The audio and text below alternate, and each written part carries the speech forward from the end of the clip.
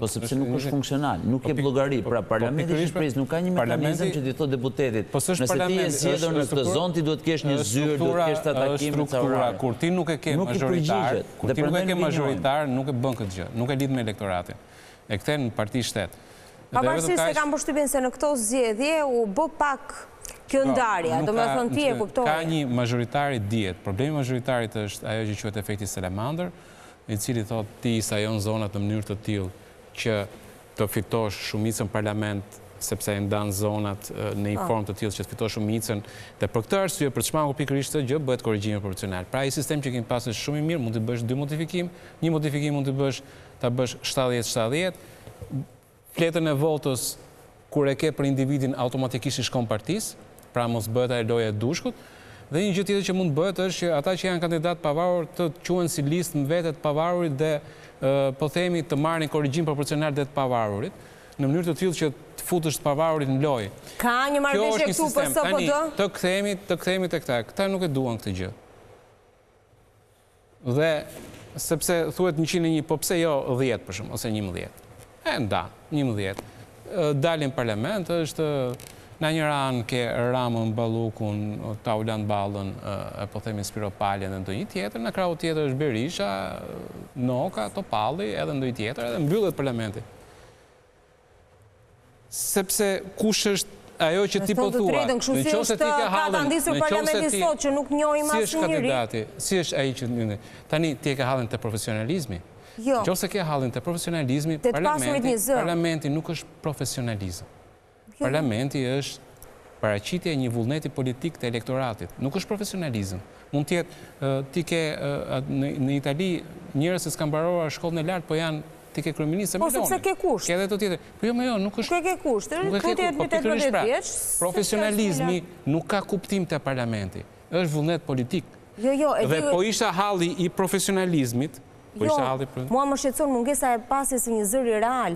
Ne nuk kemi më sot deputet, ti kemi në për studio dhe të dëgjojmë që ata flasin një përballje. Pse duhet përplasin me ty? Po në qoftë se ata janë të gjithë në një linjë partie, pse duhet më interesoj mua që të ketë 83? Po ketë 20 këtej, 10 këtej dhe prapë bëjnë shumë. Pse duhet të vinë? Që ai qytetari që është për te ekranit të dëgjojë çfarë mendon deputeti. Nuk e di se ti sot Spiropalin e ke në Tiranë, nesër e ke në Fier.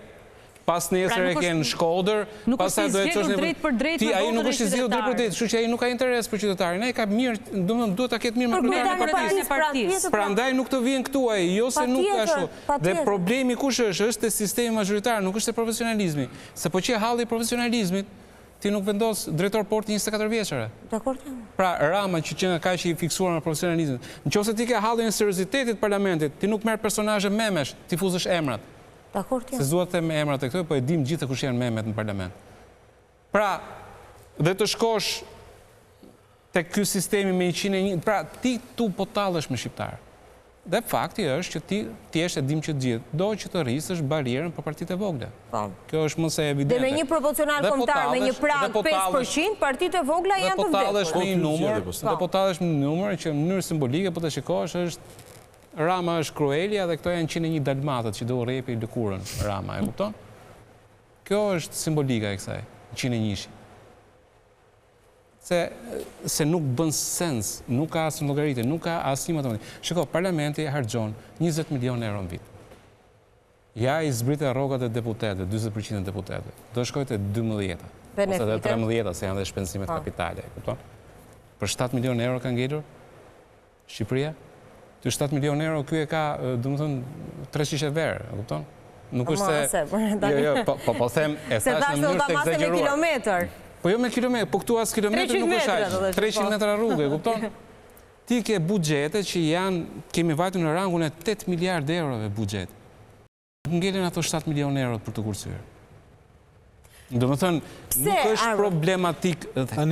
Se problematika është, bëj majoritar ashtu siç ishte dhe jemi dakord që të gjithë që ai majoritar e diti se kë voton dhe jo vetëm që e di kë voton, po jep mundësi dhe individit të kandidojë. Unë kandidoj te zona ime. dhe më delë si që përmënd, është dhe më ekonomike, se unë e ditë të zona ime më njofin gjithë, shkoja kërkoj votën gjithë, kurse tani duhet shkoj të kërkoj votën me këtë që është rajonal, të shkoj na Vora, të shkoj në Shëngjergje, kupton se duhet brezë gjithë Tirana, 2 vota këtu, 1 vota atje. Nuk bën sens. Dhe në fundit nuk paraqet asgjë gjë. Dhe ulja e numrit ka dhe problematik tjetër. Këtu po azgjësohet periferia e Shqipërisë. Po azgjësohet. Siç po azgjësohet me gjykatat e apelit, që po vinë gjitha në Tiranë, siç po me kadastrën e gjitha në Tiranë. Do ngeli periferia zero, bosh. Çfarë do bëhet me Ersekën, me Leskovikun, me Përmetin, këto që janë periferi, çfarë do bëhet me Kuksin, Hasin, Tropojën? Nëse ti e ul numrin e deputetëve, ato janë zona që vetëm një deputet kismet, po ura një deputet, dhe gjithë do vinë Tiranë. Është shkatrim i vendit dhe përqendrim pushteti. Është autokraci e tmerrshme. Në çdo drejtim që ta shohësh. Arbër, pse bëhet ndryshimi ulja e numrit? Pse është kusht kemi ulja e patur një numrit? proces gati 2 vjeçar studimi, pra nuk është një ide e cila është rishtas. Ka qenë komisioni Xhafaj, ka patur një draft që të gjithë, pakën dhe ne, unë e kam lexuar, është një draft shumë i madh, diku te 1200 faqe. E ke lexuar 1200 faqe? Po, e kam lexuar gjatë verës, sepse aty kjo është vetëm fillimi, aty ka shumë elementë të tjerë. Prandaj them që fakti që ndoshta njerëzit nuk e kanë ndjekur, dhe ai komision u bë i përhershëm dhe është komision parlamentar i përhershëm u rrëzuar nga gjykata kushtetuese. Pra, për ata që ndoshta nuk e dinë për publikun. Dhe aty parashikon ndryshimi i skeletit të shtetit. Pra ky është vetëm një element, ka dhe elemente të tjerë. Se çfarë pasohet pas kësaj? Po pastaj është pjesa e Senatit, pra. Ulja e numrit të deputetëve dhe krijimi i Senatit. Ngrem senatorët. Pra, dhe këtu ka qenë joshja që ishte bërë Partisë Demokratike, para se të ishte ky diskutim, zoti Berisha ka deklaruar që jemi dakord me Senatin. Dhe ngritja e Senatit ka qenë për hitës së vërtetës një propozim që ka bërë Sabrigodo që në Kushtetutën e vitit 98. Po pra, po në këto 1200 faqe, cili është argumenti? Pse ulet numri deputetëve? Argumentet janë 3. Cilat janë? Është kostoja e lartë, sipas tyre, ulen kostot. E dyta është efikasiteti.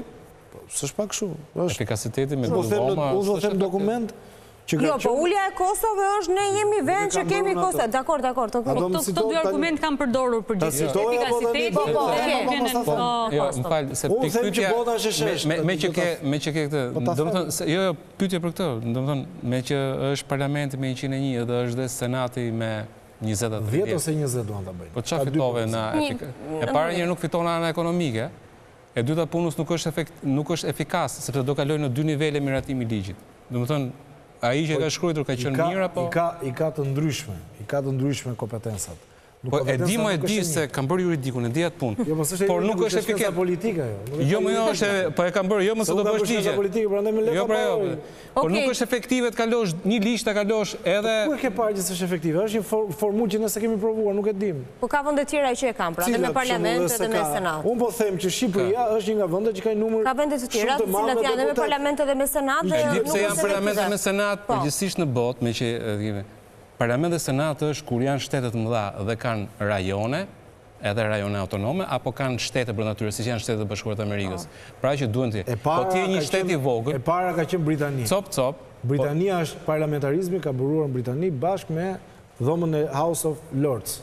Por House of Lords se kishin pushtetin Lordës pasaj lëshunare, se nuk është një lloj historie e Shqipërisë për të krahasuar me Britaninë që është perandori 100 milionëshe. Ne jemi 2 milion banorë. Modeli është marrë aty që merr me rajonet. Pra po sot nuk përputhet me historinë e vendit. Çfarë rajonesh ka Shqipëria se ne jemi 20.000 km2? Po ata tha sot zoti Berisha që do bëjmë rajonet, nëse ka. Po pra po e marr vesh, po ai që ka, po s'ka logjik fare. Pra ndryshime nëse do të bëhen të gjitha bashkë. Me ndryshimin e reformës territoriale, me ndryshimin e kodit zgjedhor, me ndryshimet kushtetuese. Dhe ka të bëjë me një element tjetër të rëndësishëm, në rast se do të bëhen, kanë ndryshime që do të shkojnë paralelisht sepse kërkojnë njëra tjetrën. Me deputet krahasuar me çdo vend tjetër. Në raport me numrin e popullsisë. Me numrin e popullsisë. Pra e pranojnë që Izraeli ka 120 deputet, ka 7 ose 8 milion banor.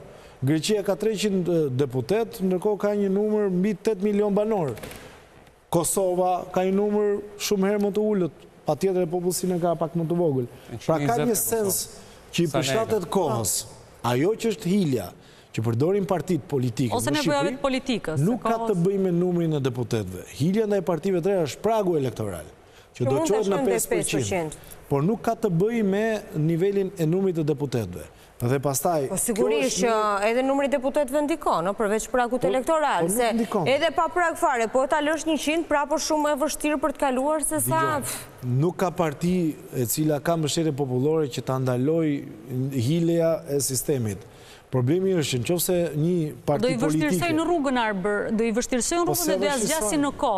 Nuk ja vështirësojnë do të në qofse ka mbështetje popullore. Ne dim shumë që nuk ka ndonjë parti të vogël të re që ka mbështetje popullore. Më dhe mbështetja do kohë të kryohet. Po ja pra ishte rasti LSI-s dikur që kishte 120.000 vota dhe mori 4 mandate. Kemi rastin e partive pa drejtë është sistemi. Edhe tani ke pas 50.000 vota dhe vetëm një mandat. LSI-ja ka qenë me 170.000 vota dhe mori 17 mandate në 2017. Po pra dhe më vonë ishte me 120.000 vota dhe mori 4 mandate. Ishte sistemi pra. Apo rasti i PSD-s që kishte 37.000 vota mori 3 mandate.